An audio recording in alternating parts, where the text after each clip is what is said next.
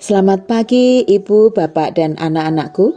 Hari ini Selasa 29 Juli 2025, kita belajar dari kitab Injil Lukas pasal 8 ayat 40 sampai 56. Lukas pasal 8 ayat 40 sampai 56. Demikianlah firman Tuhan. Ketika Yesus kembali, orang banyak menyambut Dia sebab mereka semua menanti-nantikan Dia. Maka datanglah seorang yang bernama Yairus. Ia adalah kepala rumah ibadat. Sambil tersungkur di depan kaki Yesus, ia memohon kepadanya, supaya Yesus datang ke rumahnya, karena anaknya perempuan yang satu-satunya, yang berumur kira-kira 12 tahun, hampir mati. Dalam perjalanan ke situ, Yesus didesak-desak orang banyak. Adalah seorang perempuan yang sudah 12 tahun menderita pendarahan dan yang tidak berhasil disembuhkan oleh siapapun.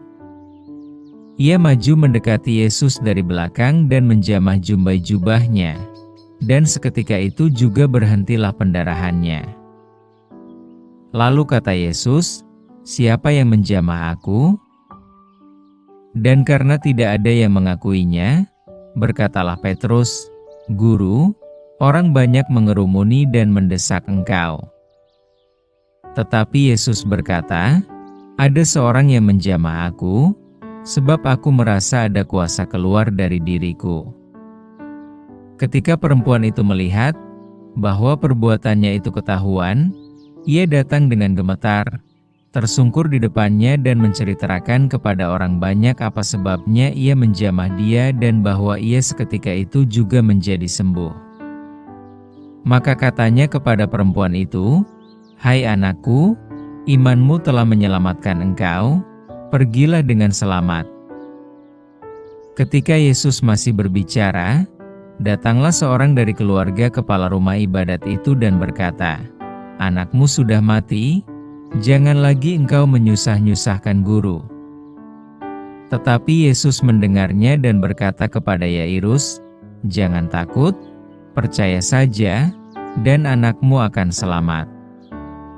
Setibanya di rumah Yairus, Yesus tidak memperbolehkan seorang pun ikut masuk dengan Dia, kecuali Petrus, Yohanes dan Yakobus dan ayah anak itu serta ibunya. Semua orang menangis dan meratapi anak itu. Akan tetapi Yesus berkata, "Jangan menangis, ia tidak mati, tetapi tidur." Mereka menertawakan Dia, karena mereka tahu bahwa anak itu telah mati. Lalu Yesus memegang tangan anak itu dan berseru. Katanya, "Hai anak, bangunlah." Maka kembalilah roh anak itu dan seketika itu juga ia bangkit berdiri. Lalu Yesus menyuruh mereka memberi anak itu makan. Dan takjublah orang tua anak itu, tetapi Yesus melarang mereka memberitahukan kepada siapapun juga apa yang terjadi itu.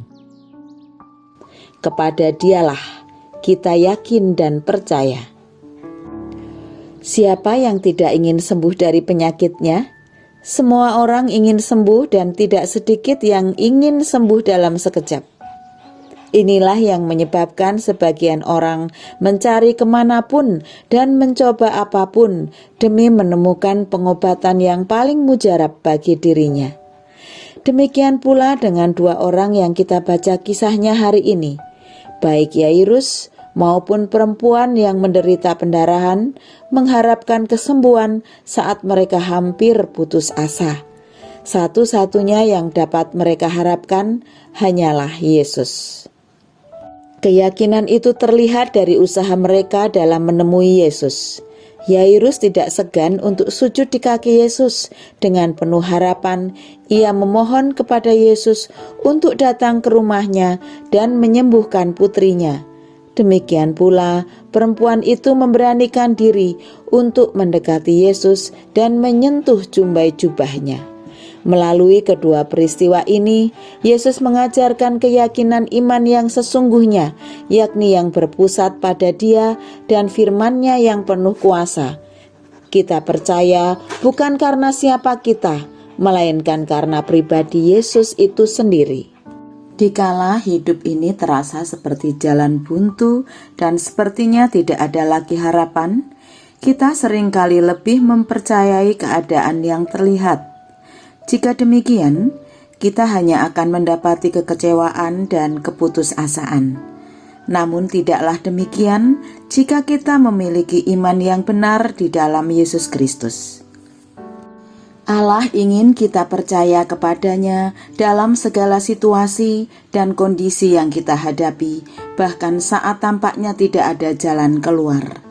Entah itu penyakit yang tak kunjung sembuh, masalah yang tak kunjung selesai, atau doa yang tak kunjung terwujud. Allah ingin kita percaya kepadanya dan menantikan jawabannya dengan setia. Hanya Dia yang dapat menolong kita untuk tetap mempercayainya, bahkan saat kita merasa bimbang, tidak yakin, takut ataupun khawatir, hingga satu-satunya yang dapat kita lakukan hanyalah berserah kepadanya. Saat itulah Allah sedang bertindak untuk memulihkan kita. Mari kita berdoa. Bapa di surga, terima kasih Engkau senantiasa memelihara hidup kami, dan juga pagi ini kami boleh bangun kembali, siap melaksanakan tugas-tugas kami hari ini. Tolong kami Bapa untuk selalu percaya, bahkan pada saat kami merasa bimbang dan khawatir, satu-satunya yang kami andalkan hanyalah berserah kepadamu. Kami serahkan hidup kami, ampunilah dosa-dosa kami, di dalam nama Tuhan Yesus kami berdoa. Amin.